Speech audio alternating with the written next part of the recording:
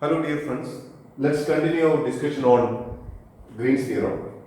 We have considered two forms of Green's theorems.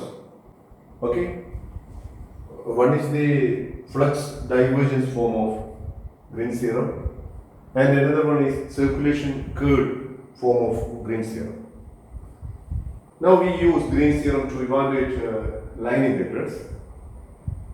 If we evaluate integral over C xy dy minus y square dx, where C is the square cut from the first quadrant by x is equal to 1 and y is equal to 1. See, we can draw the curve here. Our curve is like this. X is equal to 1 and y is equal to 1. X is equal to 1 is this line and y is equal to 1 is this line. And our C is the square cut from the first quadrant by this line and this line. So this is the square and we orient the curve like this. The orientation in the anti-clockwise direction. Usually in order to evaluate this line integral, 4 steps are required. We have to integrate along this line segment, then along this line segment, along this line segment and along this line segment. We can save the time if we use Green's theorem. Okay? Instead of finding the line integrals along these 4 line segments, with the help of Green's theorem, we can do it very easily. We will see this here. We can use either one of the Green's theorem. If we use this theorem, what happens? Here our m dy minus n dx, isn't it? So comparing this one, here we will have m is equal to xy, n is equal to y square. If we compare from here, comparing here, we have a negative y square is equal to negative n, so that n is equal to y square, so that in order to use this double integral, we find partial derivatives. Partial derivative of m with respect to x is y. Partial derivative of n with respect to y is 2y. So if we use this formula, we get double integral over r 3y. The 3y because y plus 2y. So 3y dx dy. So in order to evaluate this double integral, we need the system of inequalities that represents the region of integration R. What is the region of integration R? The region of integration R is the shaded region, and this shaded region is enclosed by the square. Okay, square is the C is the square. Square. Okay, now what about the region of integration? It is given by the system of inequalities 0 less than or equal to x less than or equal to 1 and 0 less than or equal to y less than or equal to 1. Why? Because if we take any ordered pair xy in this shaded region, x has the freedom to vary from 0 to 1 and y has the freedom to vary from 0 to 1. So the system of inequalities is this one and we use this here. We take the inner integral with respect to y so that this becomes y dy. We put a 3 outside because 3 is unaffected by this integral. So what about the integral y dy? That is y square by 2. So if we give the limits of integration, it becomes 1 by 2. So this becomes 3 by 2 times integral from 0 to 1 dx. So this is equal to 3 by 2. Now suppose we use this form, form of Green's theorem. Then if we compare this with our question, what will be then m? Here m ds. So that here in this, if we apply this theorem, our m will be negative y square, n dy, n will be xy. Okay, and here in order to apply the Green's theorem, we have to apply this formula. So here we need the partial derivative of n with respect to x and partial derivative of m with respect to y. Now what is partial derivative of m with respect to y? That is equal to negative 2y, and partial derivative of n with respect to x is y. So from here we get a double integral over r y minus 2y. So this will become 3y dx dy, and proceeding as here we get this is equal to 3 by 2. So we have the freedom to use either one of the forms of the Green's theorems. Both the forms give the same answer. The only difference is that if we use this one, our m and n will be like this, and if we use this one, our m and n will be like this. That is the only difference. As another example, we find the outward flux of the vector field f of xy is equal to xi plus y square j across the square bounded by the lines x is equal to plus or minus 1 and y is equal to plus or minus 1. What is the square? The square is bounded by the line x is equal to 1, x is equal to negative 1, okay, y is equal to negative 1 and y is equal to 1. So this is the square. Okay, if we give the orientation, we can orient it like this. Four sides are there, and we are asked to find the outward flux of this one. Okay, in order to find the outward flux, we have learned earlier that the outward flux is the line integral f dot n ds. That means the outward flux is the normal component. We find the normal component of the force field and we evaluate the line integral.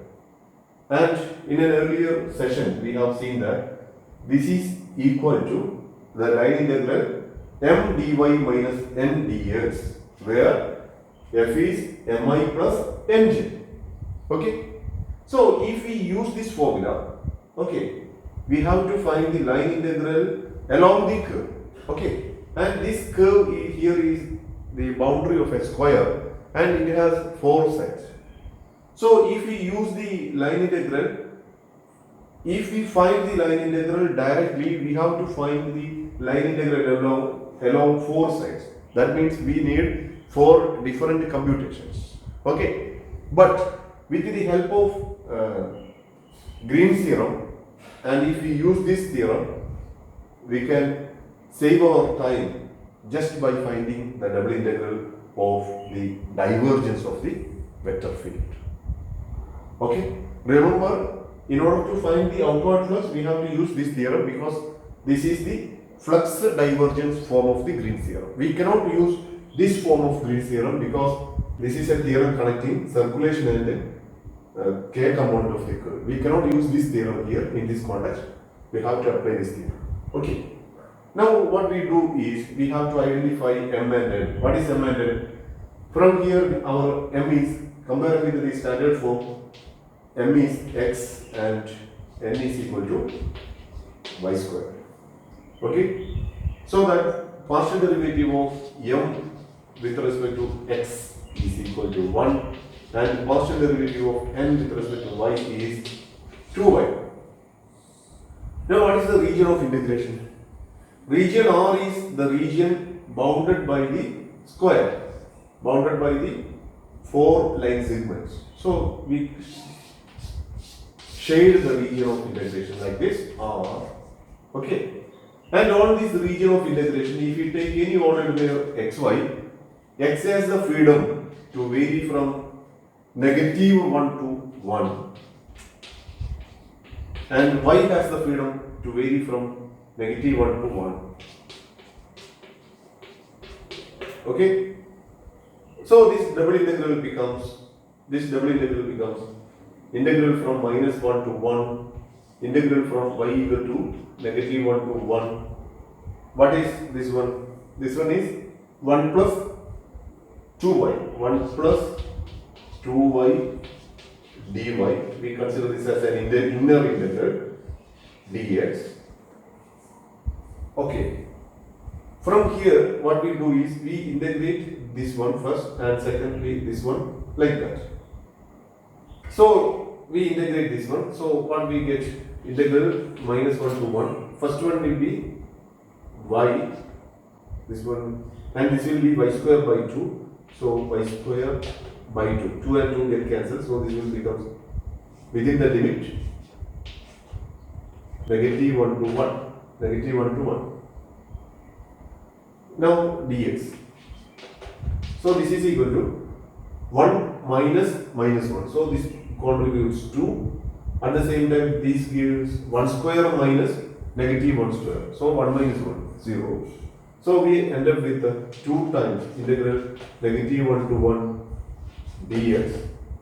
So this is equal to 2x within the limit negative 1 to 1, which is equal to 2 into 2 equal to 4. So the answer is 4. We now extend Green's theorem to some other regions and we illustrate this through an example. See, we are asked to verify the circulation form of Green's theorem on the annular ring given by these inequalities where n is equal to this one and n is equal to this one. What is the circulation form of Green's theorem? Circulation form of Green's theorem is this one and we have to verify this form for this example. Now what is our R? Our R is an annular ring.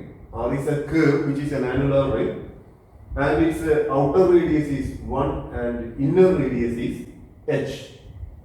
Here h square less than or equal to x square plus y square less than or equal to 1 where h is a number strictly in between 0 and 1. So what we do is we draw the region first. Suppose this is our unit circle. Okay. And inside the unit circle we consider a circle of radius h where 0 less than h less than 1. So we draw a small circle like this. This has a radius h and this one has radius 1. So I consider this circle as C1 and we consider the counterclockwise direction along this circle C1. Okay, and we consider counterclockwise direction along this circle C1.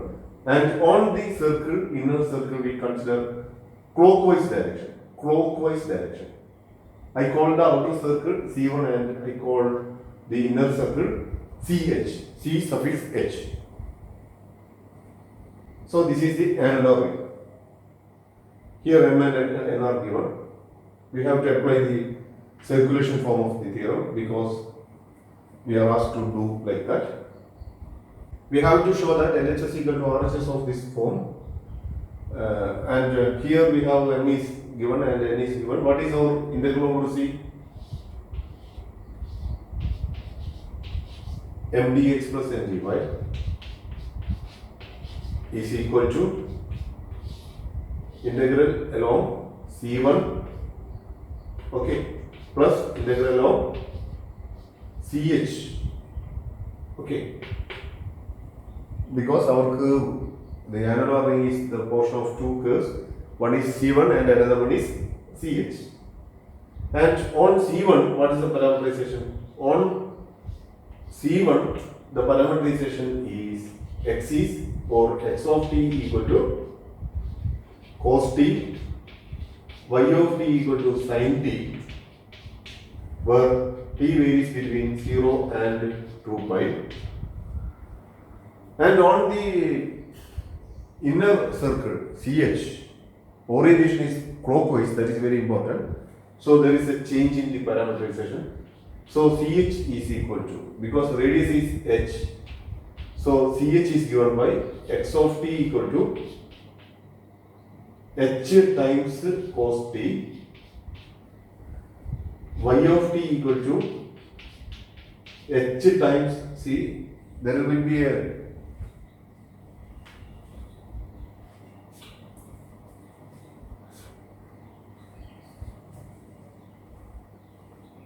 x of t is equal to h cos t, y of t is equal to negative h sin t.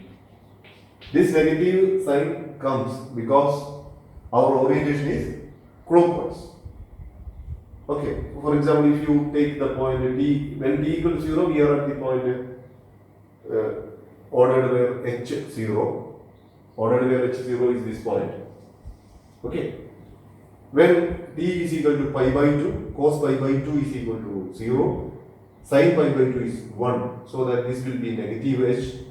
So we will be at the point x is equal to 0, y is equal to negative h. So we will be at the point 0, negative h. So this is the orientation. Okay. So here negative symbol is very important. And what about then integral over c1 m dx plus n dy? M is negative y by x square plus y square, and n is x by x square plus y square. So negative around c1 negative sin t by cos square t plus sin square t. What is dx? Dx is x is cos t, so dx is negative sin t dt, negative sin t dt. N is x by x square plus y square, so this is cos t by cos square t plus sin square t, and dy is cos t sin t.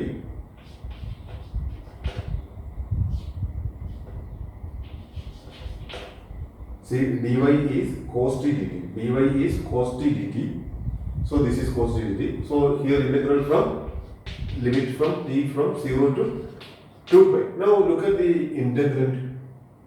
Here in the numerator we will have sin square t, here cos square t, in the denominator cos square t plus sin square t. So denominator becomes 1 here and here also, and on adding numerator also gives the value 1. So this gives, so this is equal to integral from 0 to 2 pi of dt, which is equal to 2 pi. Okay. Now we find the integral along ch. Along ch, x of t is x, h cos t, y of t is equal to negative h sin t. So here, if we consider instead of C1, CH, if we consider CH here there will be not the difference. In that case, our y is negative h sin t. So, sorry, if we use this one, m dx plus n dy, m is negative y by x square plus y square. Here our y is negative h sin t. So negative of negative. So this becomes plus h sin t plus h sin t, and dx becomes h negative h sin t dt, negative h sin t dt. So h and h becomes h square. So here there will be a negative symbol.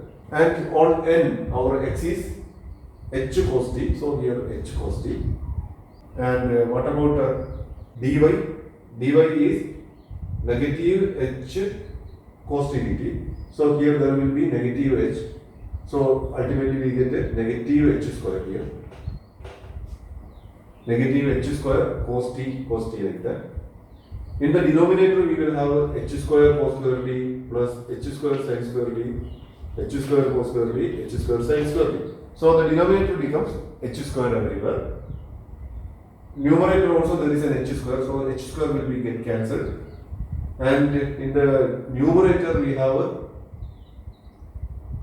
negative sin square t, and here there is negative cos square t.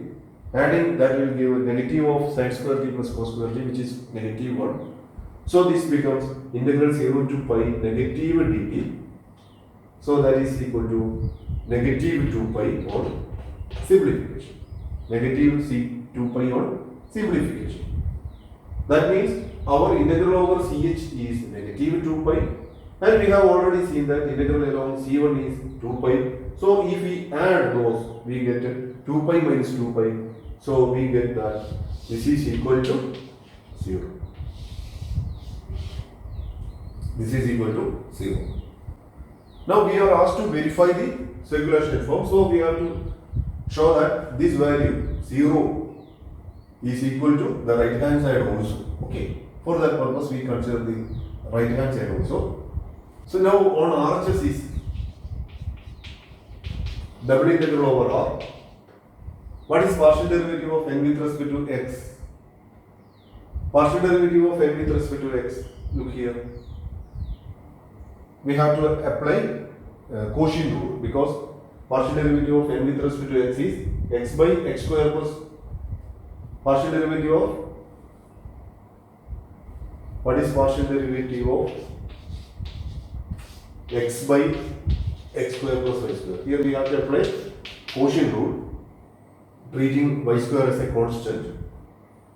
So this becomes x square plus y square into derivative of x, which is 1, minus x into the derivative of the denominator, which is equal to the derivative of the denominator is 2x, because y square is a constant, divided by x square plus y square whole square. Now what is this one? This is x square plus y square minus 2x square. So that is equal to negative x square plus y square by x square plus y square whole square. Now what about the partial derivative of m with respect to y? Similarly, if we find the partial derivative of m with respect to y, we can see that we are differentiating with respect to y, and it can be seen that actually there is a negative y. X square plus y square is equal to x square plus y square into negative 1 minus y. So this becomes y into 2y by x square plus y square whole square. So on simplification, this is equal to y square minus x square by x square plus y square whole square. Okay, that means the partial derivative evaluated here is the same as the partial derivative evaluated here. Okay, here this is y square. So these are same. So their difference will be 0. So that the double integral of the difference of this partial derivative is double integral over 0. So that will give the value 0. So the RHS is also 0. And we have verified the circulation form of Green's theorem on this annular coil. Okay. Here we note that we cannot find this one using this Green's theorem. Why? Because you note that this m and n are not defined at the point ordered where 0, 0. At ordered where 0, 0, both these functions are not defined. Okay. So that we cannot simply find this line integral using this Green's theorem, because in that situation we cannot use this theorem, because this Green's theorem is applicable only when m and n are defined and have first order partial derivatives on the region where we are considering. For example, in order to use this theorem to find this one, our m and n must be defined on the entire region enclosed by C1. The entire region enclosed by C1 is a circular disk containing ordered where 0, 0, and at ordered where 0, 0, m and n are not defined. So we cannot use Green's theorem in this situation.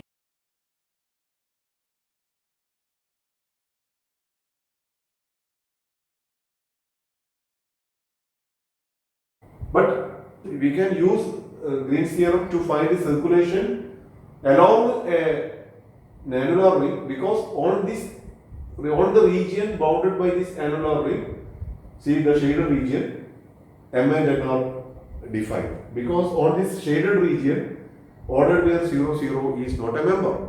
The only problem point, or the point on which M and N are not defined, is ordered where 0, 0. So this is the situation. Now here we note one more point. Instead of this circle C1, outside circle C1, suppose we consider a curve like this. Inner circle is CH. But outer side circle is some curve like this. I call this curve K. I call this curve K. Orientation along this direction, anti-clockwise direction. Orientation anti-clockwise.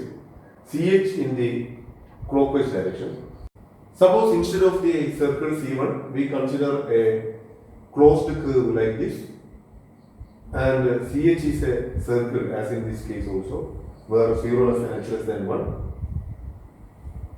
Now we will show that integral along this K is 2 pi for the same M and N. Why? Because if we use the Green's theorem, using the Green's theorem we can see that integral along C m dx plus n dy, here it is integral along K plus integral along CH, okay, and we have evaluated that using the Green's theorem. If we consider this region, double integral over R of this will be 0, double integral over R, the integral is 0 there, so this is equal to 0, so this is equal to 0, and we have found that integral along CH is negative 2 pi,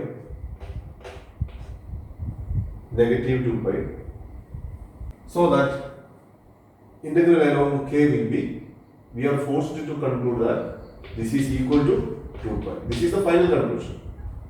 That means instead of the unit circle, if we consider any curve, simple closed curve like this, lying outside CH, then integral along that K is the same as the integral along C1.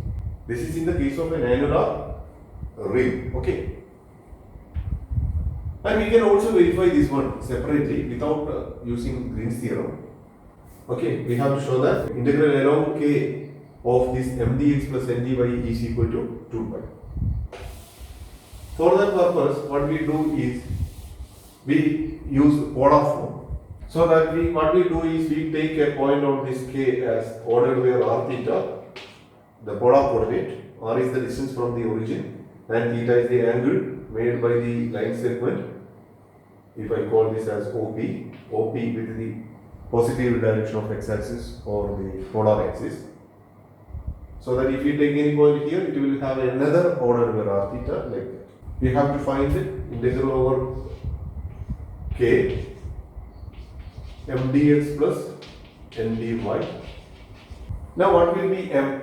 M is equal to, if we use the polar coordinates, what will be our x? X will be r cos theta and y will be r sin theta, where theta varies from 0 to 2 pi.